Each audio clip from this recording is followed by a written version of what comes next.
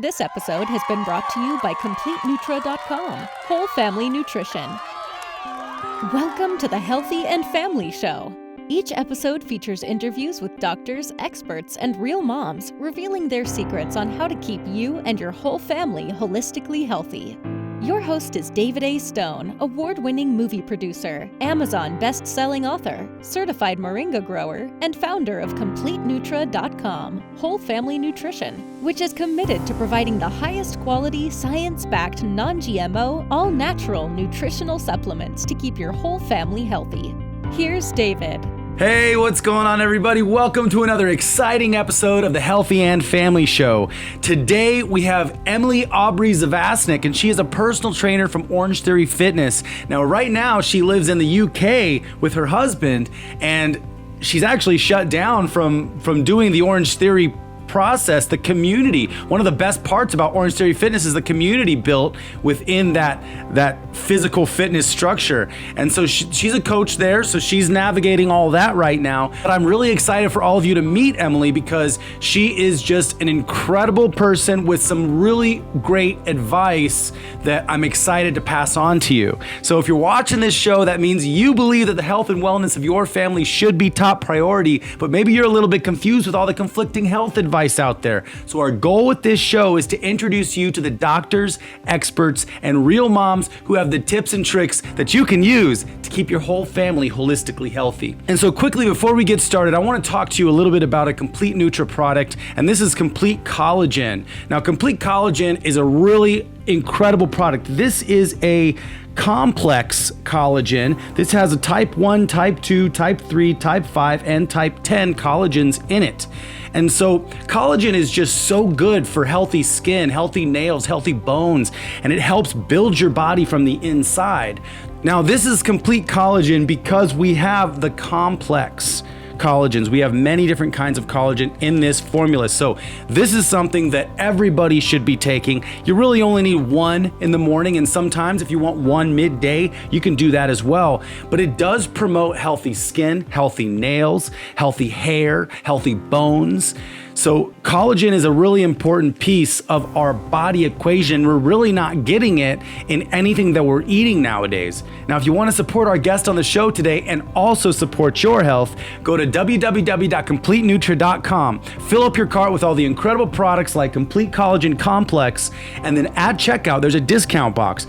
In that discount box, I want you to enter Emily20, and that's going to give you 20% off your entire order at CompleteNutra.com. So check it out. It's great. It's amazing nutritional supplements to keep the whole family healthy. It's called Whole Family Nutrition for a reason. So let's get into this week's episode and welcome Emily Awbrey Zavasnik. Oh, I'm really excited to have you here on the show because we've been friends for, I don't even know how long. It's maybe 15 years, right? Yeah, I think we're coming up. Something like that. But you've always been into holistic health, really. And so when we start, I kind of want to get into what is holistic health to you. But before we get into that, why don't you just introduce yourself? And you moved from Phoenix to the UK, and you did it for your job, which your job is actually a trainer. You're a trainer at Orange Theory Fitness. So why don't you introduce yourself and then tell us what holistic health means to you? Okay, awesome. Well, first off, Dave, thank you so much for having me on the Healthy and Family Show. I'm very excited to be on here. And like you said, I'm currently living in the UK. I've been living here for over 2 years, about 2.5 years. And obviously I'm a part of the franchise Orange Theory Fitness in the Midlands and the north of the UK. How did I end up in England? Great question. Obviously, I lived in Phoenix where I met you for an amazing 13 years. I love fitness. I love being healthy, inspiring other people to live healthier lives. What happened was Orange Theory took me from Arizona to Florida. And then obviously I met my now husband. So we got married, moved to the UK. So that's a very long story, but bringing it into hopefully a minute or less. And then holistic health. I mean, I think growing up, I knew that fitness is important to me. Moving's important. Nutrition's important. I think that's what I've been focusing on the majority of my life. I think in the last more so 5 years, we know that there's more out there, right? that relationships are so important. I know on your kind of 5 pillars of holistic health, we have financial. That is a huge point of worry and contention from people. Emotional health, mental health. So those are all super, super important. I think having a balance of all of them is fantastic. Sometimes you have to kind of hone in on just one or two to really kind of bring yourself up to where you want to be and where your goals are. Yeah, absolutely. Yes, definitely. I think a lot of times if people are trying to get in shape, I've done this before. It's like, I'm going to just start running 5 miles a day. And then like day 3, I'm like sore and then I stop and then I don't ever get back to it. It's like, I think we have to, if we want to keep our body in optimal shape, especially as we get older, which we can, I think we have to build some routines and some rhythms into our life, which I think you've had a lot of really healthy rhythms, just knowing you years ago. I mean, you really did. You've always, as a lifestyle choice, focused on exercise. I mean, you've always enjoyed hiking and then probably food. So maybe tell us about really what are your top things that you do to stay healthy? Right. Yeah. So this isn't everyone's cup of tea, but I find fitness fun. I find getting uncomfortable, getting sweaty, and working out to be lots of fun. So for me, it's not a chore. It's something that I enjoy doing. So in Phoenix, for instance, I loved trail running. I loved going out to Paiesto Peak, Jeremy Draw area, and running. So that got the endorphins going. So the endorphin thing, I think a lot of people can understand, or the joy from running the high from running that they get. So I think fitness is crucial. Moving our bodies every day somehow is so important. Once you start to get that cycle moving, then comes the nutrition. Because if you're fueling your body with poor nutrition, you're not going to be able to perform to the level you want. If we want to continue to improve, we have to continue to fuel our bodies with good nutrition. So definitely. I think, again, those are the 2 things I was focusing on. Now, as far as nutrition, for you, does that look like a specific diet, or does that look like, I mean, it's like, how do you view what you eat? And I mean, maybe give us some examples of what some good stuff is to eat. Yeah. So we know there's so many diets out there. There's so many options out there, fad diets. I think I'm along the lines of the 80-20 rule, eating 80% healthy and 20% of stuff that you just purely enjoy. I think that's important because I'm not one to put a ton of boundaries up. I think I'm quite disciplined in certain areas of my life. So I like to eat what makes my body feel good, but also, let me enjoy that slice of cake, once a month or whatever. Some people maybe once a week. Yeah. Once in a while, whenever I put a gallon of ice cream in the fridge, I try to get the organic stuff, but whenever I put it in there in the freezer, yeah, it's like I eat it until it's gone. Like I don't really, I've never learned how to pace myself. But you know yourself. So the thing is, you know yourself. So if you're going to have that in your freezer, you know that that's going to be tempting for you to take down the whole thing. And when it's gone, it's gone. I don't go buy it again. Sometimes. It's good awareness, Dave. Yeah. So, I mean, it's like, as far as now, do you do supplementation, or do you try to get all the supplementation out of food? I think I pretty much know that our soils are not what they used to be. So is my selection in food. What I want to go and cook on a daily basis, I'm not going to get everything I need. So I think supplementation, personally, my opinion is it is very important. I do supplement, be it protein, or, any other vitamins B and C and all that stuff. Definitely. I live in England. Come on. Vitamin D is where it's at over here. We don't get it nearly as much as we need to. So I know behind you, that your complete Nutri-line is fantastic. I was just telling a friend earlier, Sarah Jones, that I wish I lived in the States, or I need to have you ship me some over here. Yeah, I'll see if I can't wait to try it. Yeah. Can't wait to try it when I get back to the States. Yeah, we have a good D3K2 formula. I take that every single day. But That's but yeah, it. D's good. I agree with you on supplementation, and I know a lot of people have different views on things, but I'm looking at them more like building blocks now, because our bodies are intended to heal, but like you said, our soil is completely depleted, and this is pretty much worldwide. Now, I have a food forest here at my house, and so I feed. Oh, I've seen it. You have. It's incredible. And I can't wait till you see it again, because it's totally doing amazing right now.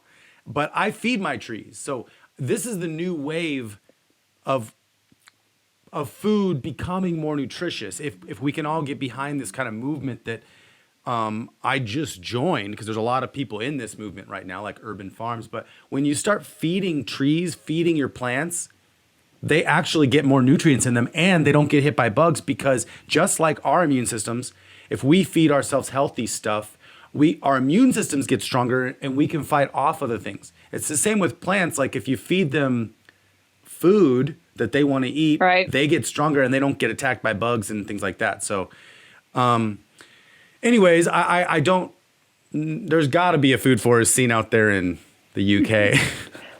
There's got to be. There probably is a little bit. I mean, I do say that over here, I think that the quality of some of the fruits and vegetables you get, it's a higher standard. Probably. They have higher restrictions on a lot of the things, let's say pesticides. So things do taste fresher over here. Oh my gosh, that's amazing. Are not I don't feel like I have to buy organic over here, which is fantastic. Yeah, we have to. And necessarily we can't quite trust it here, unfortunately. Unfortunately, we have to buy organic, and we also can't trust it.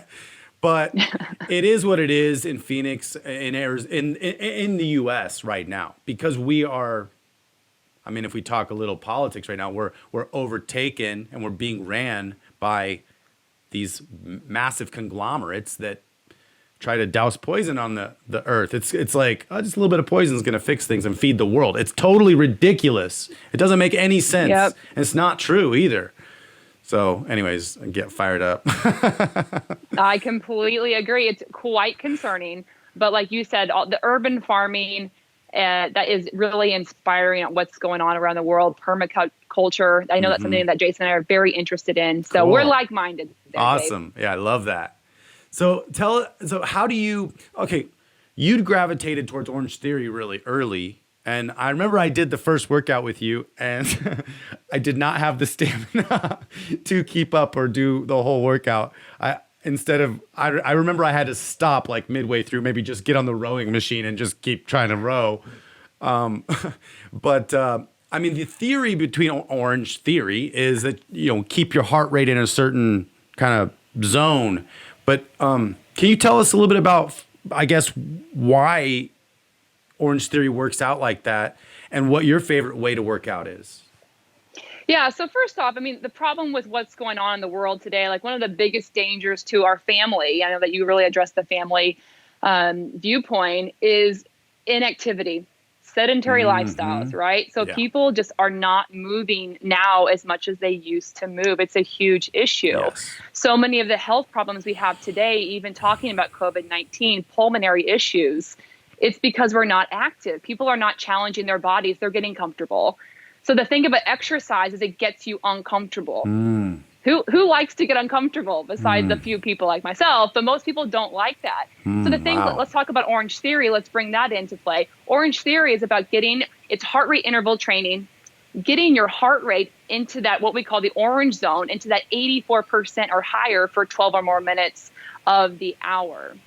So it's not going HIIT training per se. There's a little bit of HIIT training, high intensity interval training in there, but it's about the ups and downs of your heart rate during the workout. So it's so important to do that for your body. Studies show if you do that for at least 2 to 3 hours a week, that could be enough just to keep you in that, am I healthy? Check. I'm getting that nice moderate to rigorous exercise. It also incorporates total body strength training.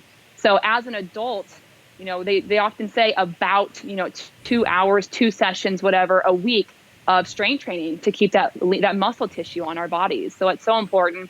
The reason why I personally love Orange Theory is the community. The community aspect, is key for most people. I'm a person, and the color aspect, I'm a yellow. I like to be around people. I feed off other people. So So that community aspect of Orange Theory is there. Yeah. And it ticks a lot of boxes. Mm-hmm. That's amazing. Yeah, you're right. It's more than just working out when you have people that can not only hold you accountable, but you can help hold them accountable. And then you could see each other's progress and maybe celebrate in each other's progress. That's fun. That's it. Yeah. That's it. It's huge. Because the thing is, people quite often don't want to afford, even if they can, do they want to afford a personal trainer? Just that one-on-one. That's why a lot of the fitness industry is moving towards kind of that boutique studio base. Yeah. Or even just group classes at whatever, the YMCA.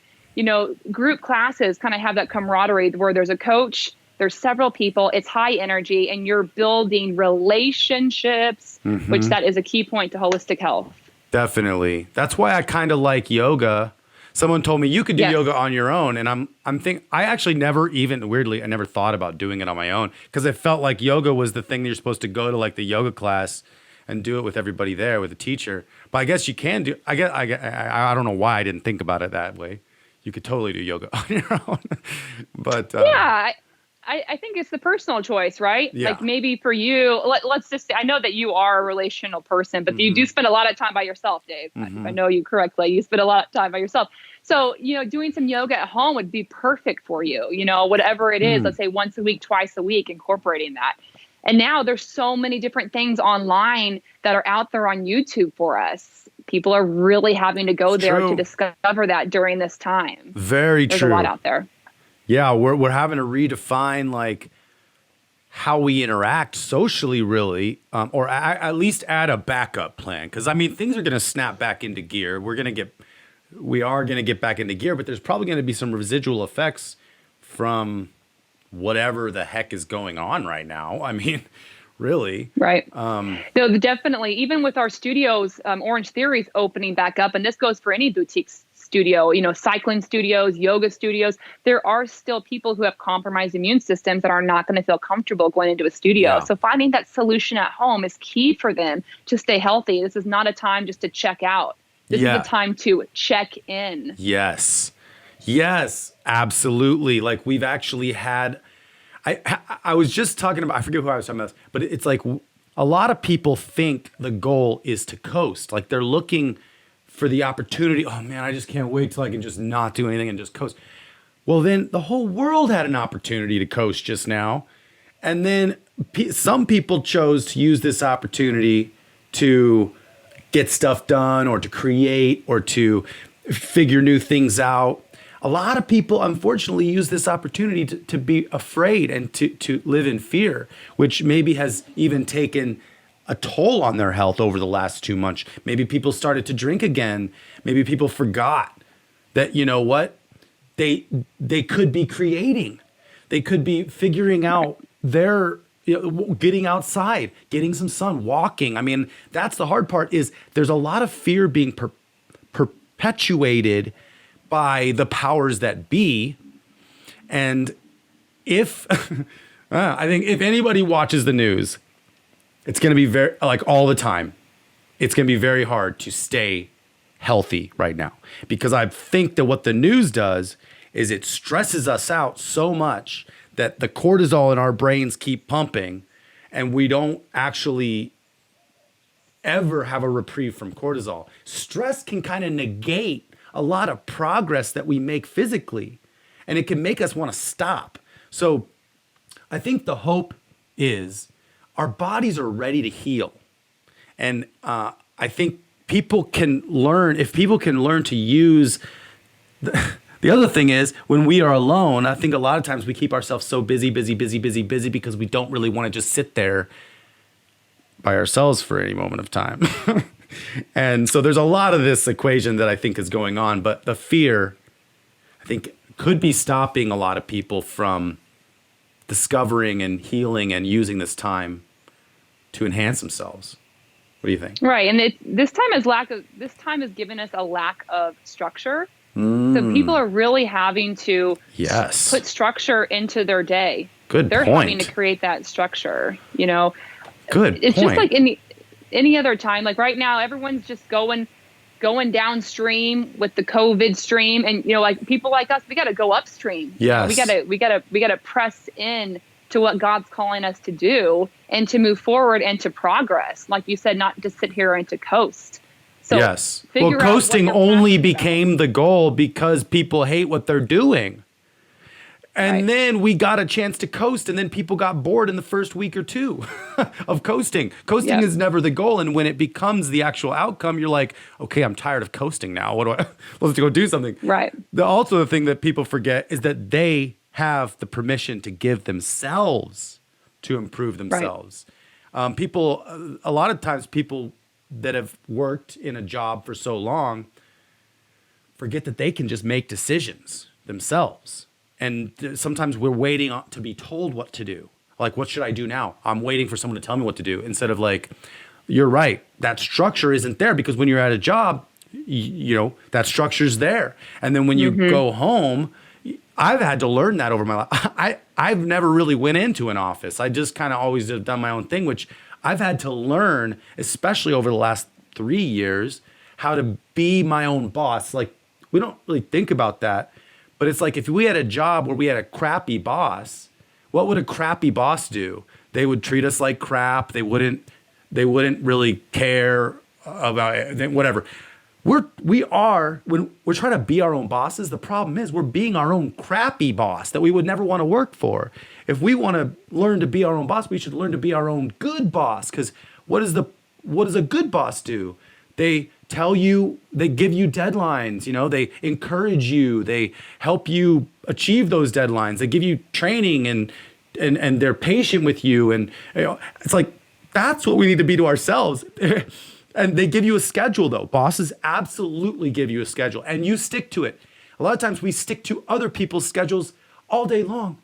But if we give ourselves a schedule, it comes after everybody else, all the things we do for everybody else. Whole Family Nutrition. Hi, Dr. Jessie Keener here, and we're going to talk about a really exciting formula. It's called the Complete Collagen. Now, you may have heard of collagen. It's actually a protein derivative, and it's essential for building healthy muscles, healthy skin, healthy hair, healthy fingernails. Women, you're going to love this, but guys, don't think it's a girls-only product, because if you're working out in the gym or you want to create more ripped muscles, you're definitely going to want to get on our collagen product. It's a complete spectrum collagen, and it can work on any age group, teenagers, college age, full-blown adults, moms, dads, everybody. One capsule at a time. You can take it up to twice a day. And again, if you have a competition, you're working with a trainer, they may say take it up a little bit more right before your competition. If you're working on things like weak nails or your hair quality isn't good and your hairdresser's like, I don't know what to do about this, you're definitely going to want to get on some collagen, because it's going to nourish and build from the inside out. It's an essential building block for your health. It's not adequate in our diet anymore, so we need to supplement, therefore, complete collagen. CompleteNutra.com. Whole Family Nutrition. Do you have a morning routine or what? Always, Dave. Always. Okay. Every morning, I think the first thing I do is I go to God. I have a devotion, Jesus Calling, I read. So I go through devotion, journaling, Bible verse reading every single morning, Awesome. Prayer time. Wow. So I got to be filled up with the Lord before I can pour out into anybody else. Obviously, with the current stay-at-home restrictions, I'm also doing a yoga or mobility work for about at least 15 minutes every day. And, Cool. of course, breakfast. So I would say those three things are key for my morning routine. And then I have a planner I use. I don't use it every day, but I usually write down what I want to kind of achieve and get done. So if I'm feeling in the slumps that maybe some people that are potentially watching this could be feeling, it's like, write down what your ideal day looks like. What time would you love to wake up? What would you love to be able to get done in a day? And then try to work towards doing one or two of those things in the next week. Have a review, try again. Yes, I love that. What time? I mean, what's your schedule? What time do you usually go to sleep and get up? Yeah, I'm usually on that kind of 11 to 7. Okay. Now over here right now, we're getting closer to the longest day of the year, at which the sun is rising just before 5 a.m. and it's setting after 9. So going to Wow. bed at 9:30 is not really cutting it over here. It's still light in the sky, so That's that different. schedule kind of, it is. Yeah, that works for me right now. I know obviously they say very high performing people wake up super early, whatever, 5, 6 in the morning. But for right now, that works for me. That's amazing. Yeah, I love that. I do try to get up as early as I love the morning hours though when I do get to experience them. But I need 8 hours of sleep. Yes, I agree. I mean, if I go to bed a little late, I gotta sleep 8 hours. I mean, I'm not gonna be able to do my super early thing. But I'm okay with that. I kind of take it easy on myself now.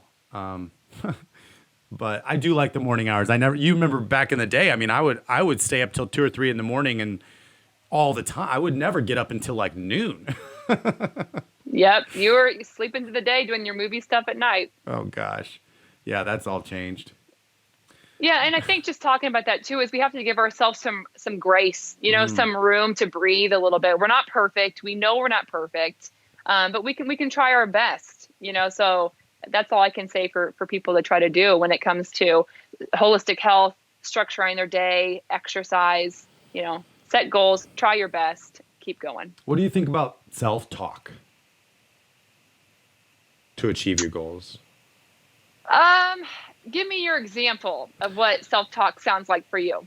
Well, I mean, the reason I ask that is I think it's an important piece of all this because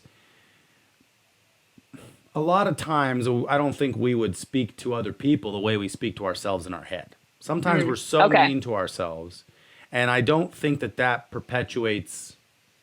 Like, what do you tell yourself? Like, do you ever get caught into areas of bad self-talk? I know I have. I try to get out of it as soon as I can. And now I have some tools that I use to get out of it. One of them is I apologize to myself immediately when I catch myself being mean to myself.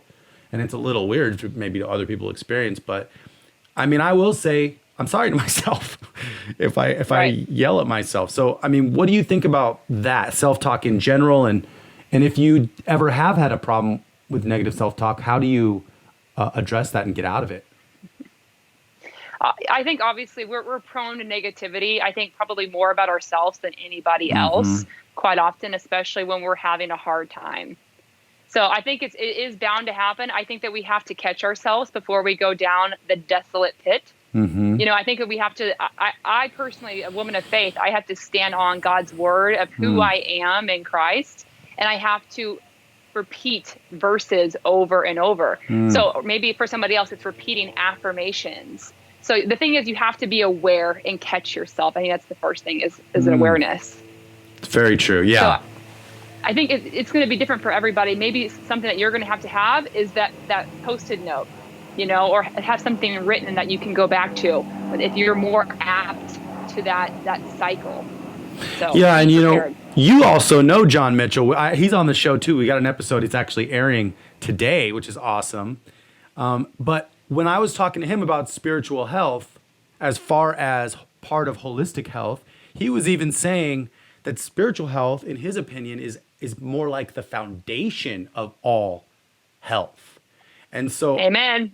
And that's how the reason I bring that up is I hear that's kind of what you're saying. You wake up in the morning and you immediately fulfill your you immediately help your spiritual health. You practice your spiritual practice in the morning, and that leads you to immediately recognizing some gratitude, immediately recognizing some appreciation, and reading some words of truth, and then, I mean, man, that's got to set you up on a nice path. I mean, we're all human, we all have issues, but I think that's got to give you like a nice structure for the rest of the day. Right. Yeah, because some people, and while I can radiate sunshine, I'm bubbling, all that stuff, but I don't wake up like that every day, especially when it's cloudy outside, 80% of the time, so I have to be filled up with God's word of who I am and his truth before I can even come out of this bubble and to, hopefully pour into other people with truth instead of just pridefulness or selfishness. Yeah, I kind of feel personally like I've I had John Mitchell, who explained the real Jesus to me in a way I had never really heard before, very non-judgmental, very answering all my questions and stuff. And I've actually created Jesus as what I call my tether, because I like experiencing the world and exploring the world and having a lot of friendships. I mean, with a lot of different people and a lot of different religions and all that kind of stuff. And the world is just such a big place, but I can feel myself sometimes slowly going off into the void when I have to, if I didn't have a tether to grab onto and sometimes that tether, imagine in space, you're hooked to a tether and you start floating off in the middle of nowhere. Well, sometimes you get to the end and it's kind of jerks you, you kind of get jerked at the end of the tether. I think sometimes I need that but if I didn't have a tether, if I didn't have Jesus, I mean, I would float away, probably. But you'd be doing full on backstrokes. Yeah, whoa. Anyways, I go through some asteroid fields and crash into some things. With the best intentions, no doubt, Dave. Totally, but but anyways, the tether, I think that just for me, it's like a lot of people don't necessarily have a tether, and so I that spiritual thing really is the core, in my opinion, too, of holistic health. Now, I think that you don't have to look at it that way. Someone could be physically healthy, and the interesting thing that John was even saying was that sometimes people overcompensate their physical health or their relational health. They try to overcompensate there because they're not really ready, or maybe they're afraid of going into deepening their spiritual health. But anyways, it's a big topic, obviously. Well, I can't wait to listen to that. So I look forward to seeing that tomorrow. It's a good one. So yeah, so you've already mentioned a whole bunch of things, and I actually think that the main three that you mentioned was moving every day, nutrition, and what was your third one? Mental or? Well, I do have a bit of a 5-step bit. I'll be happy to let's talk about that. I think because whenever it comes to fitness, like myself, like you like walking, you have your 10,000 steps a day challenge, right? I like to get my endorphins pumping from strength training or some sort of cardiovascular training, but not everyone is apt to just want to do that. So I would say if people are listening to this and they like, where do I start? I really like couch time. I like screen time. I like game time. I love Netflix, something along those lines where they need to make a change, because studies show, for instance, exercise can help reduce depression by 30%.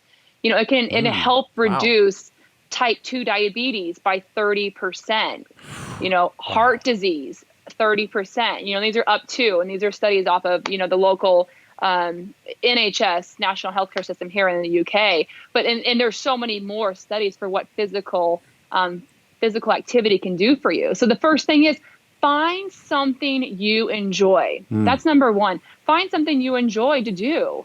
Or maybe if some people are like, don't really enjoy it, Emily, they'll find something that they find effective. Like a lot of people, let's say Orange Theory, they might not love it because they think it's painful, but it's effective and they keep coming back. So I think that's the main thing. Find something you enjoy. And that could be more than one thing as well. It could be, let's say cardiovascular, it could be going for, walking, hiking, in Arizona, perfect example, hiking, cycling, running, swimming. So those are some good options. Dancing, boxing, so many things there. Maybe it's also, you're going to pair that with yoga or Pilates or bar, so there's tons of things out there. Find something that you enjoy. Second one is, if you're the type of person, which most people are, find someone to do it with. Find a buddy, find a friend, find an accountability partner, or find a community if you like to do that in like what we kind of have, or like a boot camp or something outside. When it comes to family, Healthy and Family show here, when it comes to family, you have to figure out something to do, because some of those activities I mentioned are, solo activities, or most of them might be. Find something you want to do with your family, whether it's it's going out to the park and playing basketball or throwing the frisbee, Yeah. or you could probably name so many things that you like to do with your family. So Even that's just the running first two. around, you're right. Just go be active. Yeah, got to be active with the family. I mean, again, the kids need activity. You know, they need an hour of exercise a day.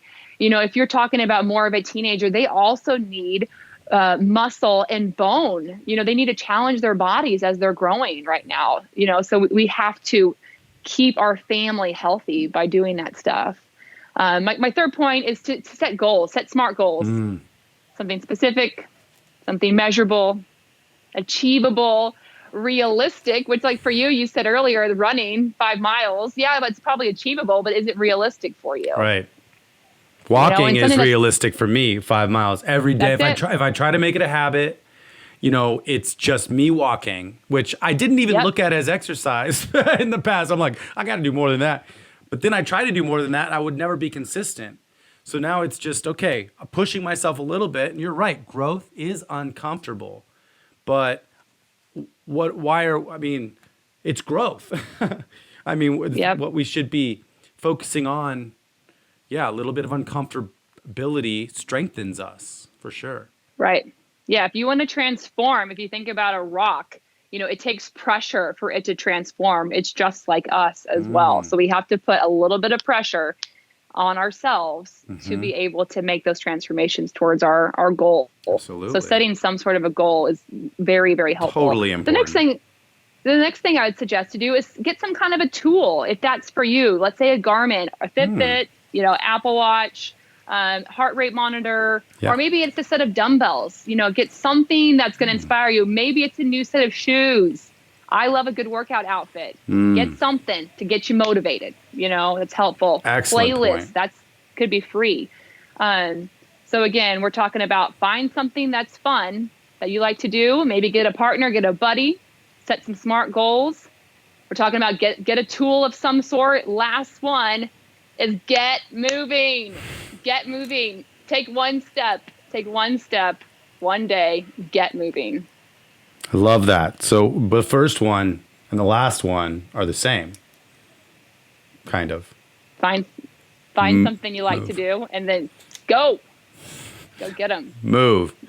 Yeah, That's it. You're right. I mean, and there's those studies out there that are saying that sedentary lifestyles are going to be worse than cigarettes on our health. It's a silent killer, hands down. Wow. We're not made to sit all day. We're not made to sit. Generations before didn't do it. Now we've got so much technology that we can do everything from our computer. We don't need to do anything laborious. So it is huge. Yeah. Now, when you run, do you run every day or no? Do you just find your activity to do every day? Yeah, whenever we started lockdown, I started going outside and running, and I would have a heart rate monitor on, and I would have, a Strava app up tracking my mileage.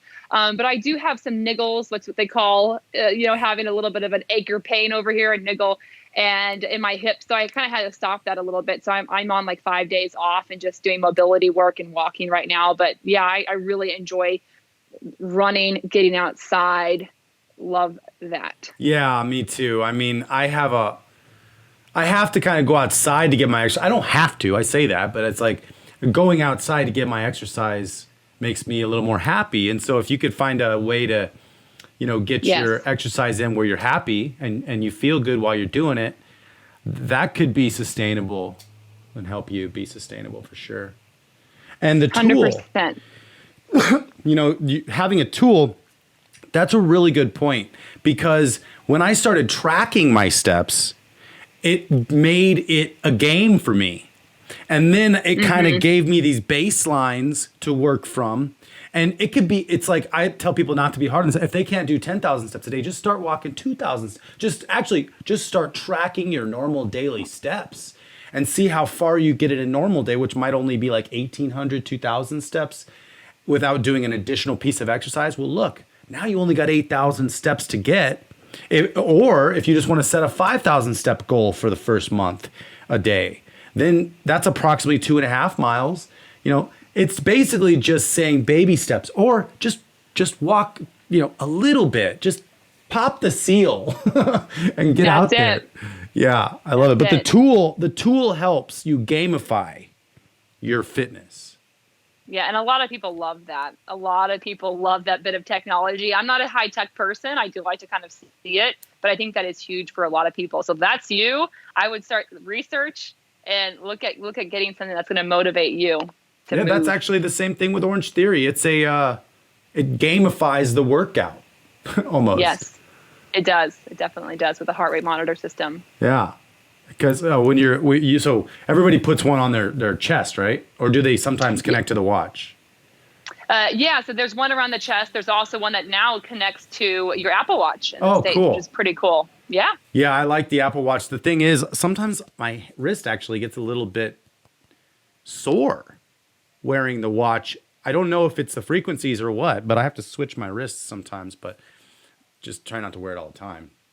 But it definitely is pretty awesome that it connects to that. So then you're doing these and you're keeping your zone, and the whole team is like running and racing with you. It's a cool experience. So what do you guys? That's it. Are you guys planning on opening up soon? We're looking to hopefully open July, August. That's what we are hoping and praying for. And obviously, it's going to be with a lot of restrictions in place, social distancing in place. Maybe just move the treadmills a little further apart. Yeah, it's going to be every kind of 3 stations. Oh, got it. So you're going to only have half the amount of people in your studio that you used to have. Man, things are in a interesting place, and that's going to kind of hurt business, obviously. Yeah. Wow. I'm really interested to see all this, but at the end of the day, I don't have to worry because I got my tether. We have something greater than ourselves here that we're looking towards and counting on. And it does serve me well. So thank you, Jesus, for all that. But that's it. Cool, Emily, you're amazing. And thank you for doing this interview with me. Thank you, Dave. I loved being on here. I loved chatting with you. So it was an absolute pleasure. Is there anything that you want to say that we didn't really touch on or hit on? No, I think I touched on all my points. I just want to really encourage people to believe in themselves so that they can do it. I think a lot of people, they stop. It's the inconsistency, but keep going. Keep going. I would say is the thing. Just make one decision each day to improve your body, improve your fitness. I love that. It's excellent. And is there any way people can reach out to you, or do you have some socials or some website or anything? Yes, obviously I'm putting together a blog kind of based loosely on kind of faith and fitness. So I don't have the name yet, but I'll let you know as soon as I do. And I'm both on Facebook and Instagram. It's Emily Awbrey Zavasnik. So hopefully, I'm sure you'll have it kind of spelled out there, but feel free, please reach out to me on either one of those. Awesome. Thanks, Emily. Thank you, Dave. Absolute pleasure. Thank you for joining us for the Healthy and Family Show. Visit our website at HealthyAndFamily.com. That's HealthyAndFamily.com to see what all the other doctors, experts, and real moms have to say about keeping your whole family healthy. This episode has been brought to you by CompleteNutra.com, Whole Family Nutrition, and aired on the Goldstone Network. People, planet, future. Jason says hello, by the way. Yeah, tell him I said hey. I will. He is working on a little project here. Awesome. Hey, what's going on? Hey. Are you guys opening back? I mean, what's going on out there? It's not open. We're still in lockdown. Like we're still you can leave. The thing is now, instead of just leaving your house for groceries, to help a neighbor, for absolutely necessary work, and then 1 hour of exercise, now we have unlimited exercise. Oh, well, that's good. That's it. That's literally the Wow. change that at the end of April. And then the other one was, if you work in an industry that you literally cannot work from home, for instance, construction or manufacturing, then they're saying now they can go back to work. So we actually live busy intersection, and it's been getting a lot busier more recently. So you can see people are getting out and about. They're going up to the mountain areas. They're going out to the beach. So they're definitely getting outside more, which is good. And hopefully, it's, towards the end of May, we're hoping we can open up our Orange Theory Fitness Studio. Initially, they were thinking like August to October. Now we're thinking July, August. So okay. we'll hope soon. Yeah. That's right. You're right in the middle of it because you actually have a gym facility that people have to show up to. Yeah. Yeah. So people are not getting, their workouts, but the government here is so generous, Dave. Like they're putting furlough in place to where people are getting paid 80% of their wages. Wow. Oh my gosh. A lot of people aren't. I mean, there are people obviously that are made redundant and that are losing their jobs, but a lot of industries are getting government grants and they're able to fund. That's they're trying to do that here too, but I mean, it is happening for certain small businesses, but yeah, the restaurant industry is kind of like taking a big hit. Everything just started opening back up here in Phoenix, so people are going to restaurants now. Yeah, I saw that. I saw people going out and about. Yeah.